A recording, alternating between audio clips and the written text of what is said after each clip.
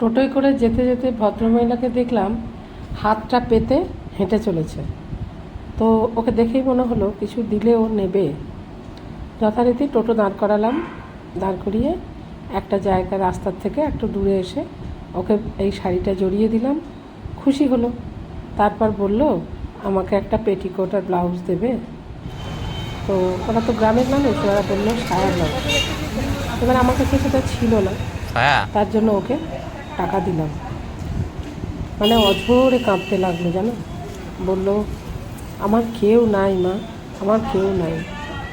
আহা, এই যে অসহায় মানুষগুলো, এদের পাশে যে দাঁড়াতে পারছি, ঈশ্বরের অশেষ কৃপা জানো। তাছাড়া কি সম্ভব বলো? আজ ভগবান আমাকে সেই দিন দিয়েছেন, এটা আমার সত্যিই বড় পাওয়া।